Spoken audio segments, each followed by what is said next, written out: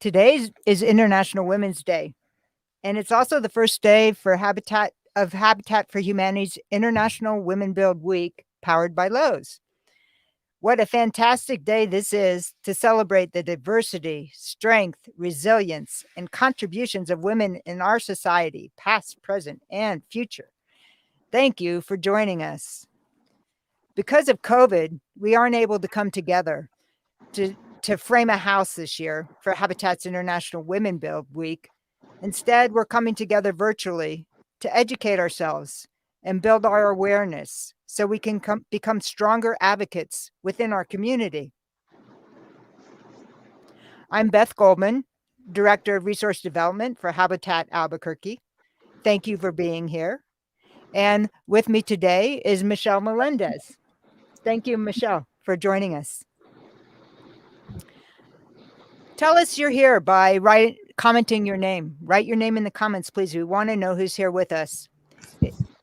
This evening, this event is one of over 300 Women Build projects going on across the United States, Canada, and India this week, raising awareness of the challenges women face in accessing safe, affordable housing.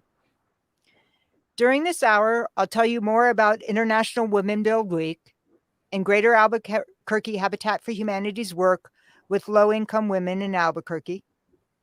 And our amazing guest speaker, Michelle Melendez, the Director of the Office of Equity and Inclusion for the City of Albuquerque, will present some very interesting and inspiring ideas about the intersection of women, housing, and economics in Albuquerque. And then Michelle will be available, as well as I will, and I believe Don Begay from the Native American Affairs Coordinator for the City of Albuquerque will also join us for questions and answers. Regina is going to fill you in on virtual volunteer opportunity openings that we have at Habitat. And please comment your thoughts while we're speaking. We want to hear from you. The Habitat for Humanity team that we have here today includes Regina Red, our volunteer manager. Hey, Regina. Hello, everyone. Lila Wolfenstein, our events and grants manager. Hello. And Bree Jontry, the donor development specialist. Hi. And also Ryan Freeman, our communications manager. Hey, Ryan. Thanks for putting this all together. I also want to give a nod to our interim ED, Doug Champlin. I think he's with us. And I want to give a shout out to Maria Brazil from the Office of Equity and Inclusion for working with Habitat and with Michelle to make this happen. Thank you. International Women's Day has an interesting history, and there are a lot of resources online. And if you want to explore it further, I suggest you go for it. But just to put it all in a little bit of perspective, the first International Women's Day was held as a call for safe working conditions for women in 1911, and it was in Austria, Denmark, Germany, and Switzerland. And International Women's Day celebrations waxed and waned over the century, but in 1977, the United Nations proclaimed March 8th as International Women's Day, and that's has really accounted for a big rise in celebrations across the world. Lowe's Home Improvement Center and Habitat for Humanity started an International Women Build Week partnership in 2003, and it was initially tied to Mother's Day. But a few years ago, Habitat's International Women Build Week was moved to March to connect it with International Women's Day. So since 2003, this program between Lowe's and International Women and Habitat for Humanity, which was created with the idea of supporting women's leadership and construction skills, has brought together more than 143,000 women volunteers who have built or repaired nearly 6,000 houses. That's awesome. Here's a few pictures of what International Women Build Week looks like in Albuquerque. You can see from the pictures that it's a lot of fun. We love it. The women who work on the homes love it, and it's inspiring, it's fun, lots of new skills to be learned, connections made. Plus, imagine this, you're actually helping somebody, probably a single mom, build her own house for her family. If we will have another International Women Build Week in Albuquerque. We will come together and raise a wall, but it may not be this year. But if you think you want to connect with us to know when the next one is coming up, please, you can again comment in your email, or you can email to Regina, and that address will be scrolling across the bottom of the screen. So whether today's your first or your 20th International Women's Day celebration, you probably recognize that women still do not experience equity in wages, education, or leadership, and that institutionalized racism affects the lives of Black, Brown, and Indigenous women disproportionately. In 1999, Ann Hillerman wrote an article, and quoting from that article, she said, "Today's women in New Mexico enjoy more legal rights than any previous generation in history. They did not get those rights by accident," end quote. In the article, Hillerman gave an overview of the history of the rights of New Mexican women, beginning with the strongly matriarchal Pueblo society. Then the arrival of the Spaniards brought a shift to a patriarchal society. Eventually, Anglo and Hispanic New Mexican women achieved suffrage in 1920, but Native American women and men were not given the right to vote until 1948, 28 years later. Unfortunately, that's the history of our state. In the article, the Attorney General at the time, Patricia Madrid, said that women need to make more inroads. And she mentioned that New Mexico had never had a woman governor or a woman as a U.S. Senator. Well, thankfully, we've made progress since that article was written. We now have had 2 female governors, and Deb Haaland, a 35th generation Native American Congresswoman, is on the verge. I don't think it happened yet. I didn't hear the news right before I got here, but she's on the verge of becoming the Secretary of Interior of the United States. On International Women's Day, we applaud this progress. But unfortunately, what Hillerman said in 1999, it's still true today. A lot of changes are still needed, especially Black, Brown, and Indigenous women need changes to reach economic independence and equity. Our vision at Habitat for Humanity is a world where everyone has a decent place to live. But it's not just about the building. It's not only the physical home that's important. Studies now verify that affordable home ownership can play a key role in ending generational poverty and in supporting positive outcomes for the household in education, health, and community participation. In fact, it is a fact that homeownership builds financial security. U.S. homeowners have an average net worth that is 400% higher than that of renters with similar demographics and earnings. That's really powerful. If homeownership has the power to end generational poverty, how do we make it possible for the people who need it most? The low-income families who are receiving housing and other assistance. Habitat for Humanity's figured it out. That's what we do, and we do it by connecting people with people through volunteering. Habitat has built 197 homes in Albuquerque, and we're about to complete 2 more.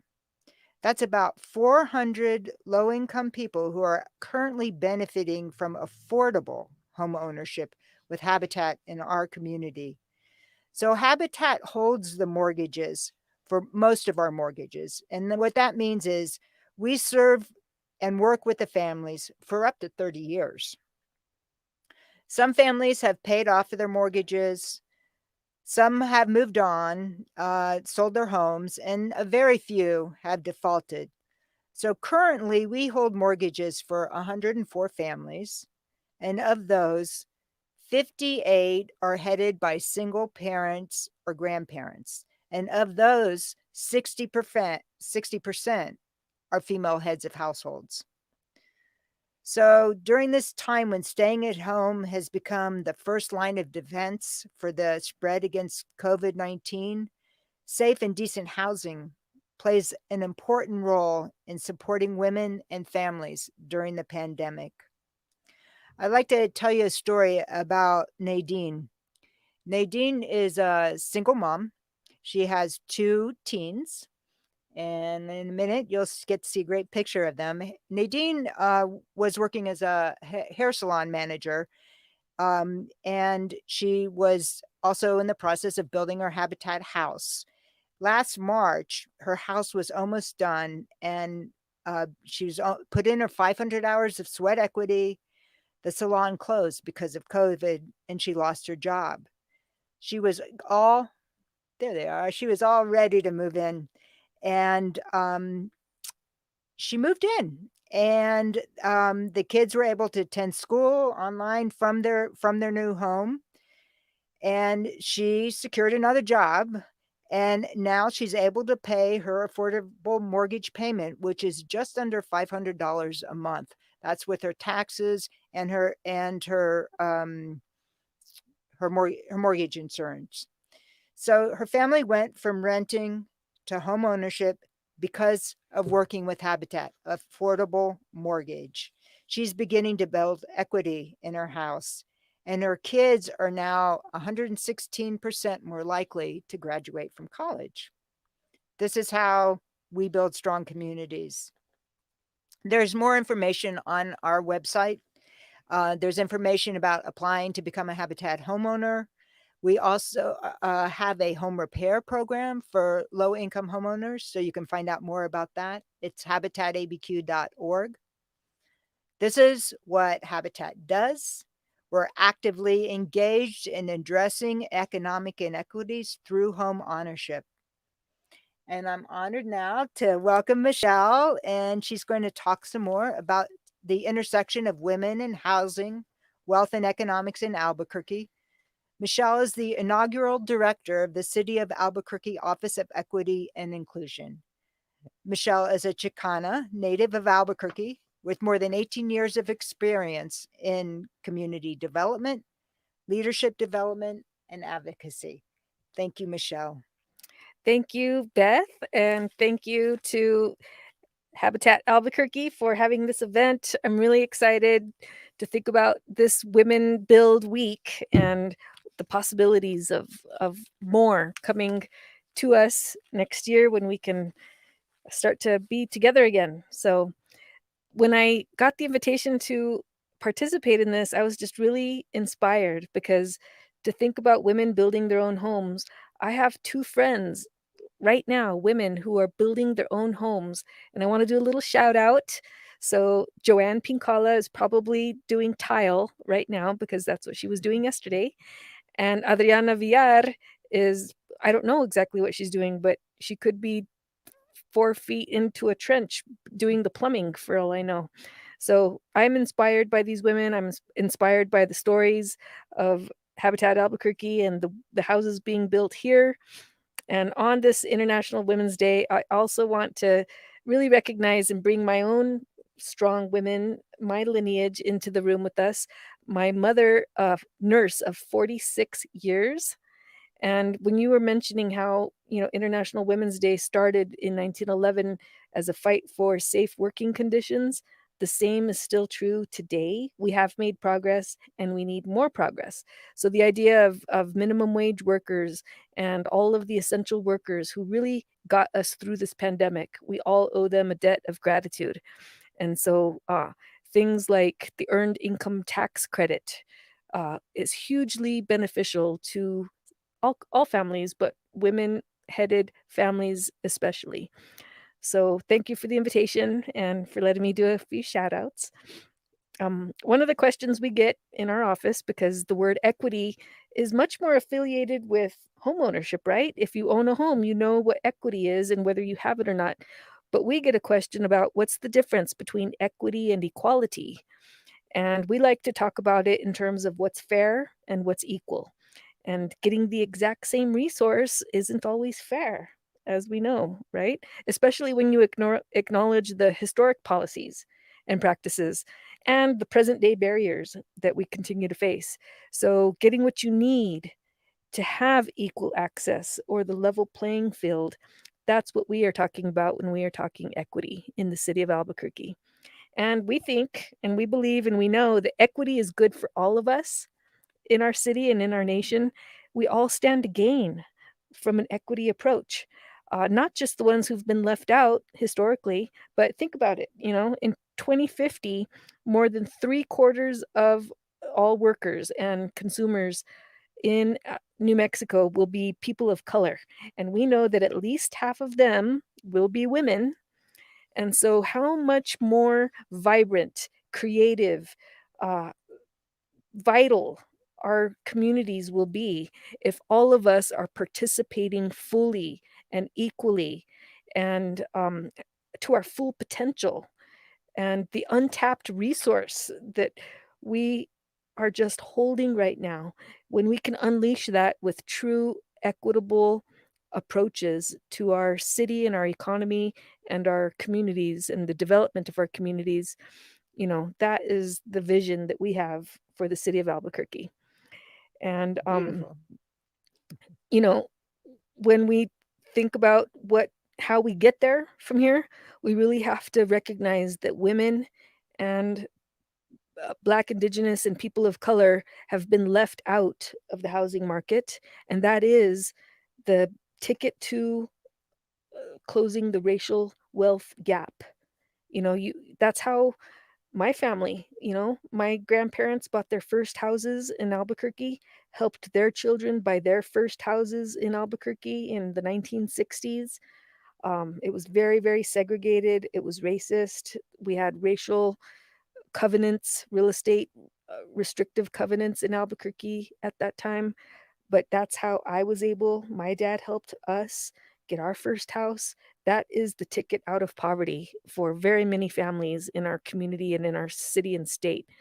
But there are still barriers to women participating fully in that American dream, as we call it, and especially women who are Black, Indigenous, Mexican American, Asian, Native American. Those intersections make it that much more challenging to be able to get into a situation where you are earning enough, where you have the access, where you have the networks and the connections, down Down payment, payment is a big one. the income to be able to really, be a homeowner. And so that's why we're very much a supporter of your efforts in the Greater Albuquerque Habitat for Humanity and in policies in our city that really hold up and promote gender pay equity and the things that make it possible for all of us to fully participate. Unfortunately, in Albuquerque, we still see the gender pay gap and how damaging that is. And there's a huge disparity, and it's probably gotten worse during the pandemic. But the disparity between what white men make and what women of color make, we're talking about a $10 an hour difference in pay. And that's at the bachelor's level or higher. And it's really unacceptable. And it's even worse when you look at lower educational levels. Women of color with an associate's degree are making less on average than a white male with a high school diploma.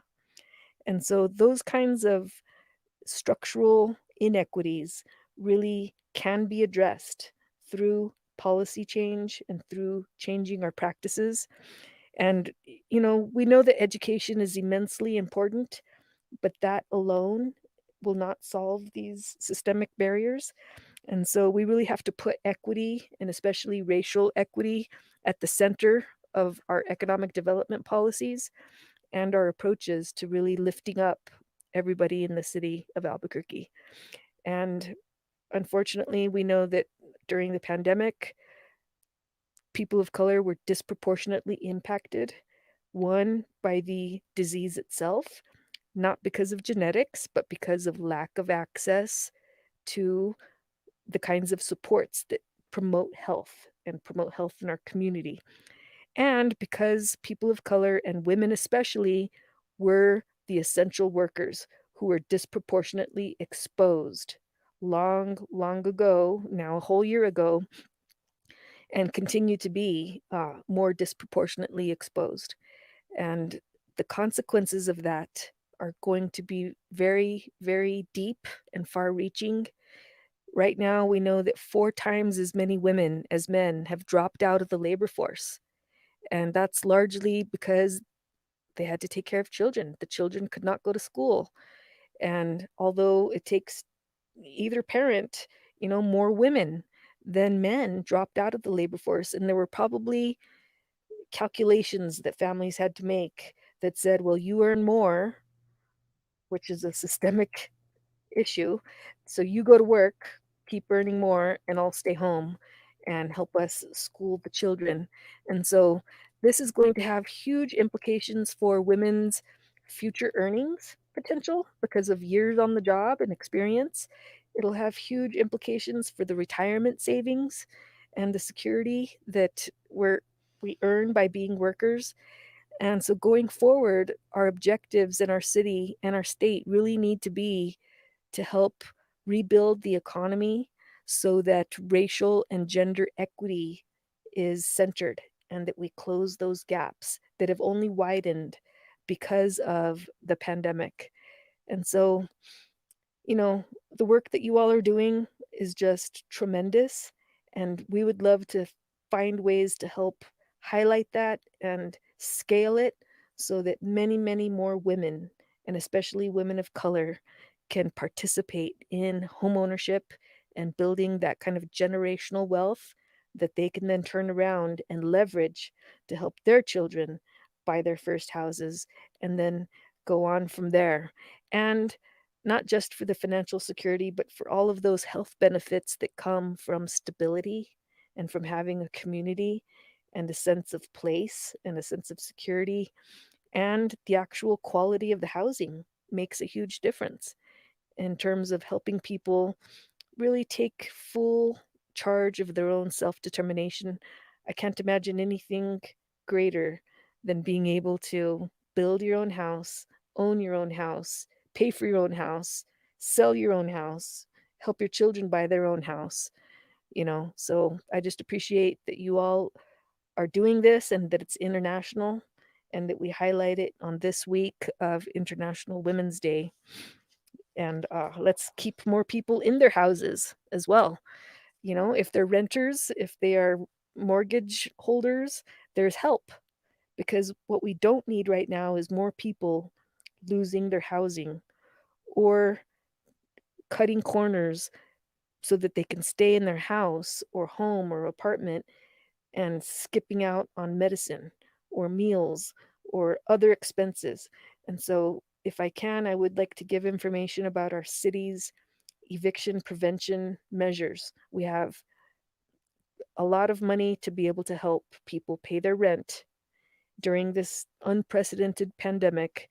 And there are state sources that are helping people with their mortgage payments. And we want to help get the word out so that people who are in that situation know that there's help. And in our city, we're making sure that that help is available to people who don't speak English well or read English. And all of our documents are being translated. So if you know somebody in that situation, please send them to the city's website. It's cabq.gov/rent. And that will get them a long list of the resources that are available. And more is coming soon. And it can't come quickly enough because the first of the month comes around every 30 days or so, and people are really hard pressed. So just wanted to make sure people know about that resource. Thank you. Thank you. Yeah. I'd also, in terms of resources, I want to add, Michelle reminded me before we got started today that the city council is hearing, there's a go bond that can be, if I'm not sure, you might be able to explain it better than I, but I believe it can allocate $10 million for workforce trust housing funds to be used for affordable housing here in Albuquerque. And under the Berry administration, the number was reduced to, I believe it's 3 million. And we're trying to get that number to go back up to that 10 million, because it's obvious that our city needs it. People in our city need it, especially after, or not after, COVID isn't over, but because of COVID, people need affordable housing. And whether it's affordable rentals or affordable home ownership, it all has its value and its place, and is a way for our for the city to really support the community in a deep way. Mm-hmm. Yeah. Yeah, the city council will be voting on Monday on the capital improvement program for the city, and that's the program that goes to the voters in November. And um, the push for getting 10 million for this housing is coming from many different places, and there's more than one way to get there from here. So if not through this general obligation bond program, I think there's another proposal on the table as well to fund it through the general fund. And so the need is there. That's, nobody disputes that there's a huge need, and it's really important for our community to get involved, understand what the legislation pieces are, and speak to their city councilors to make sure that there is as much money as we can to keep people housed and to get people housed. Do we have questions, Ryan? I can't really see over there. If you have questions, please comment your questions for Michelle, for myself, or just let us know what you're thinking. When Michelle was talking about equity in terms of pay and the inequity that exists right now, it's like we've been fighting that battle forever. I mean, women before our generations before us have been fighting that battle. How do we get there? I mean, what legislation, what would the legislation look like, do you think? And that would make that change. Well, there is an ordinance on the books right now where the city has incentivized companies. If they pay their men and women equitably, then they can qualify for points on their bids, and that can help push them over the edge and get that bid contract. And so the city has just extended that to the application process so that it is shared with Bernalillo County and with the Albuquerque Bernalillo County Water Utility. And that way, a vendor, a company that wants to do business with the city or with the county or with the Water Utility Authority, they only need to fill out the certification form once, and it's good for all of those three jurisdictions. And I'm not sure what incentives the county or the Water Utility Authority offer, but the city's incentive is, if you can show us that you are paying people equitably, the genders, then you will qualify for 5 points on your bid. And that could mean the difference between getting that bid and not. So incentivizing such behavior is one way to get more people in the private sector to really understand that gender pay equity. One, it's the law, Right. but there's also the incentive to do better than meet the letter of the law. And so there's also the need to enforce the law, because right now it's illegal, and it should be illegal, to pay people differently who are doing the same job. and Yes. to pay the genders differently. I see that Dawn Begay is here. Hi, Dawn. Hey, Dawn, is there anything you'd like to add to the conversation?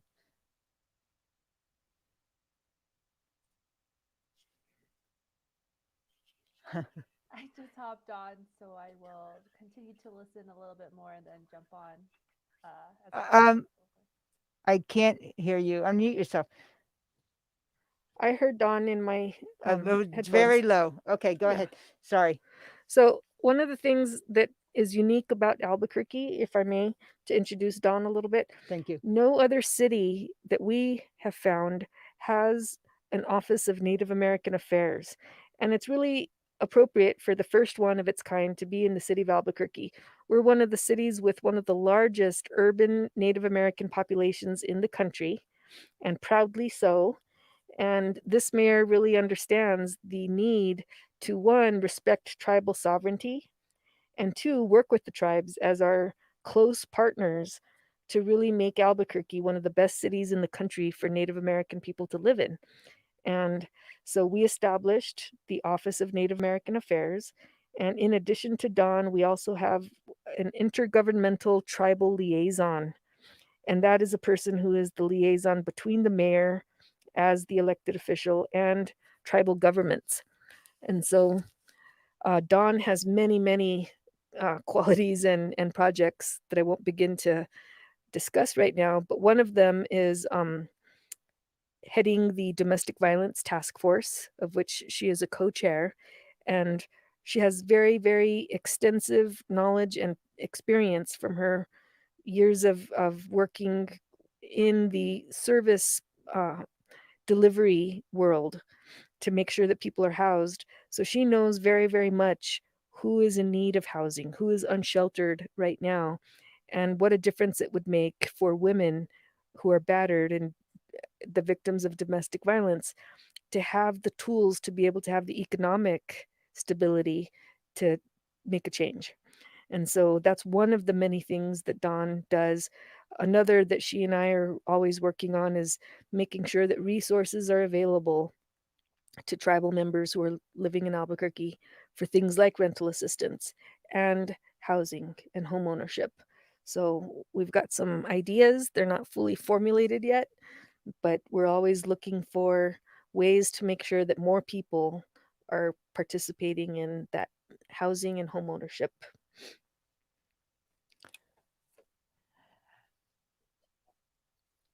I wanted to say, Dawn, that that I think anything that you can do, anything that the Office of Equity and Inclusion can do to direct people to Habitat site to apply for home ownership, to look at what the qualifications are. There's an income chart there, and it's pretty easy to see if you meet the basic qualifications, and then you sign a you fill out a form, and then when we are accepting new applicants, you will get that person will get an application. So anything you can do to help us get the word out deeper into communities of color would be really appreciated, and it obviously is needed. I see that there's a question: what are some of the ways we who are watching can help Greater Albuquerque Habitat for Humanity in their mission towards equity and home ownership and support WomenBuild? Thank you, Sin Palmer, for your question. In terms of helping us with WomenBuild, the best thing to do is stay connected with Habitat. Make sure you're on our email list. Go to our website and sign up to be on our email list. Send an email to Regina. Let her know that you're interested specifically in WomenBuild, and that's the most important thing. The other thing is to, as I just said, get the word out to people that you know who are in need, who may qualify for Habitat home ownership or are in need of home repairs, and make sure they know how to get connected with Habitat. I think those are very important.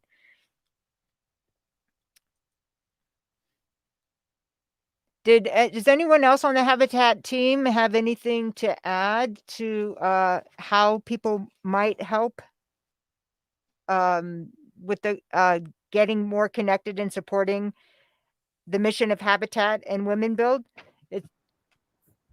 I think Ryan is going to talk about the social media influencers. Is that right? Or is this the time to mention that? Well, actually, Regina is, and we could segue into that and come back to see if there's more questions. Thank you, Regina. Regina is our volunteer manager, and Regina has been working hard to make that shift from our in-person volunteer activities to understanding how people can volunteer online. And we have some great opportunities right now. Regina, you could share those with us. Sure. Thanks, Beth. Hi, everyone, and thank you so much for joining us this evening. I know I've been receiving a lot of emails so far in regards to questions on how can I get involved, what is the sign up process. I will definitely be returning those emails very shortly and personally to each of you, but I'll definitely kind of cover a little bit about that. So as most of you know, or you may be aware, of course, our volunteering services, have been suspended, unfortunately, just due to COVID this past year. And of course, we have, however, been offering virtual opportunities that can include individual or group participation, and of course, with more to come. I do send out an e-letter monthly. So if you are or if you volunteered with us in the past, you may have included some information such as your email to where you can receive that e-letter monthly, just to kind of let you know about some updates that are coming up, anything that is going on with Habitat or different ways that you can become involved.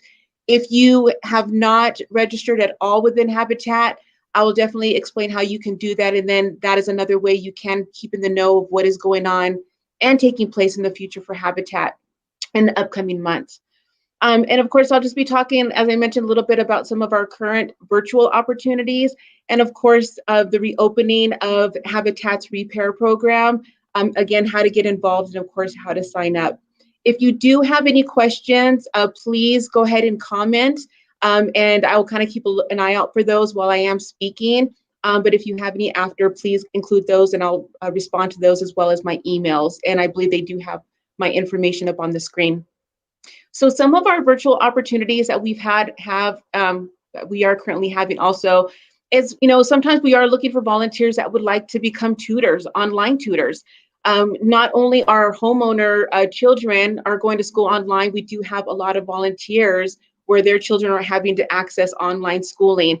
A lot of people are kind of struggling, the parents, to kind of help kind of get their children to where they need to be. So we are seeing if there's any tutors that specialize or just a volunteer that have a really good knack in, it could be math or it could be English. We could definitely use your help. So if you are interested in anything like that, please reach out to me or let me know and we can kind of steer you into that direction and how you can help out with that.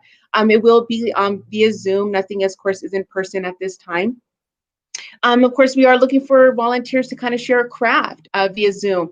It could be anything such as knitting, crocheting, if you're into building, quilting. It could be anything that you kind of specialize in that you would like to share with other volunteers. We would love for you to host a Zoom class to kind of show people something that you're really great at and something that they might be interested in trying. And again, a lot of these volunteer opportunities are just for us to kind of stay together because I know a lot of us are at home. We could be struggling, we could be going through something to where we just need something to be uplifted with. So it's a great way for us to all continue to be connected together. Another one is we're definitely wanting to know how you're kind of spending your time with a lot of our volunteers. I know I can't get with a lot of you except through my e-letters, but I would like to kind of know, how are you spending your time through COVID? Are you cooking a lot? Is it something you want to share? Have you built a doghouse, birdhouse? What have you been doing with your kids? Or have you been volunteering in some sort of way within your community during COVID times that you would like to share with other volunteers as well as myself? If you have a picture with anything with the caption, please email those to me. I would love to share those with others just so we can, again, kind of all stay connected on kind of what you're all keeping up with. Beth did mention also with our our social media influencers.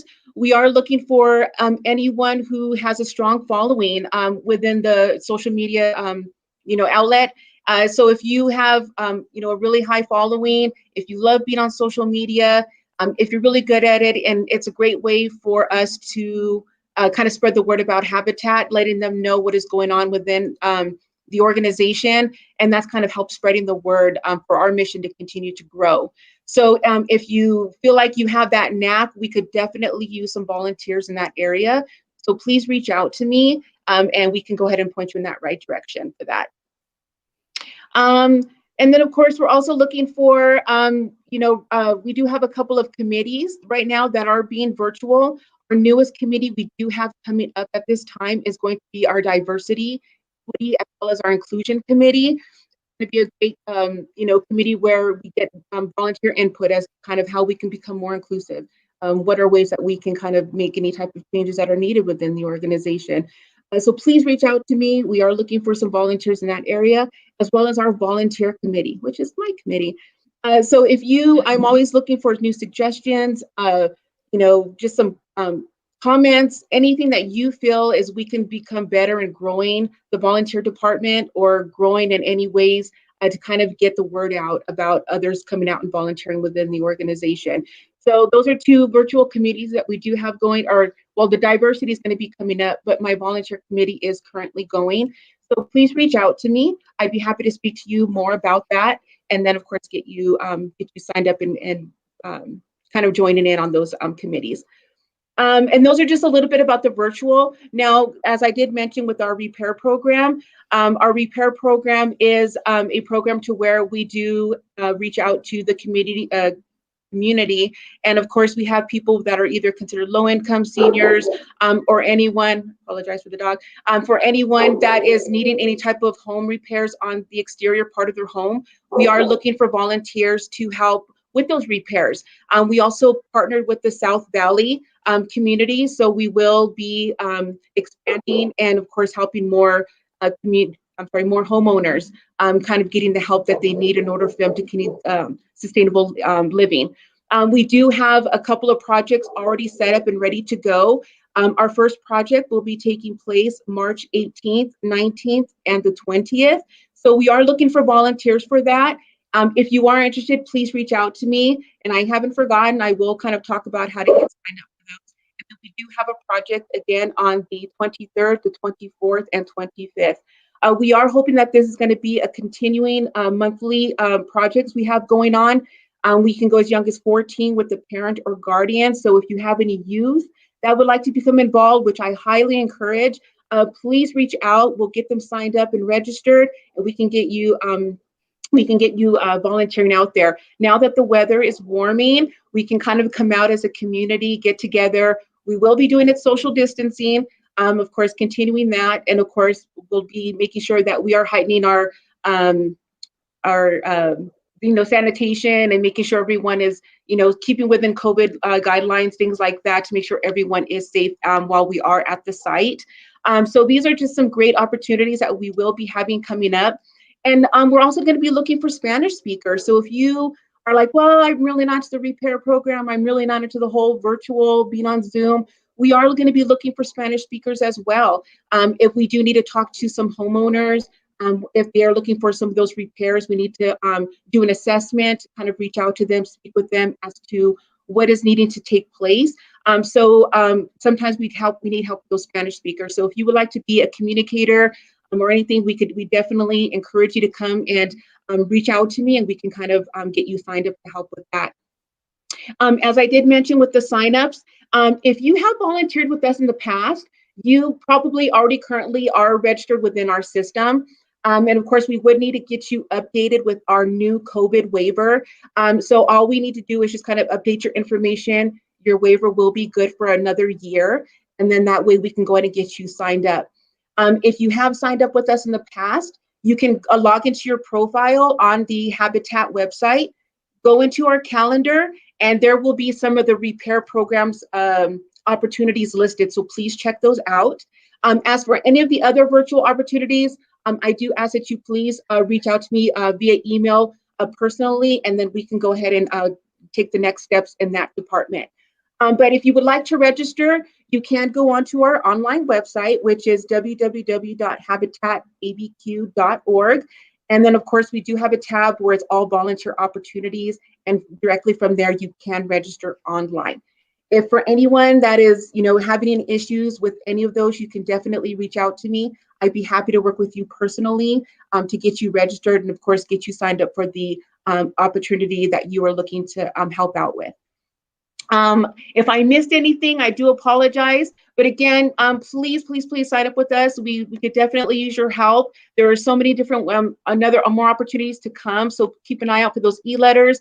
Keep an eye out for any type of postings that may come out within the volunteer department. Or you can reach out to me directly. You can also call me if you like, but my email is out there. And I thank you so much for your time. Thank you so much for joining us. I greatly appreciate all of you. Thank you, Regina. Thank you. Thank you. There, you have a lot going on. I wanted to add in terms of the social influencer, that the way that would work is that Ryan, who's our communication manager, would be sending you social media posts before they go out onto our webpage, so that you can share them with people that you know and talk to people about Habitat. We at Habitat would be available to answer your questions so that you can share more with people you know about Habitat. One of the things that we also have coming up that, Ryan, if you could show that text number, we have our annual fundraising event, which is called Raising the Roof. And if you text to rate the words Raising the Roof to 243725, you can find out more about it. There will be a 1 hour event on April 17th at 9:30 in the morning. You can watch it for free on Facebook or on YouTube, or you can be in the Zoom room and get a breakfast basket delivered to you in advance. We'll have a silent auction, which will be going on for a week before. And we have, we have a raffle. We have these amazing three amazing raffle prizes. I'm not going to go into them, but you can buy a raffle ticket and then just for the prize that you want. So you're just in that drawing. And the MC of the event is Brian Colon, our state auditor. He's a wonderful philanthropist. He's a great community person. He's just a warm-hearted man, and he's going to be there supporting Habitat by being our MC. So, do you have anything else you'd like to add? Just thank you. And we would like to be on that mailing list, and we're not an influencer, but we will certainly share your information so that more people can participate. So thank you everybody for joining us here tonight, and for thinking about all these volunteer opportunities, and for sending Regina an email and letting her know what you'd like to do. Please stay connected with us and come back when you can put on your hard hat and put up a wall with Habitat. As a way to say goodbye, Ryan's going to show you a short video from some women whose homes were built through WomenBuild projects across the United States. Thank you, everybody. Thank you. Thank you.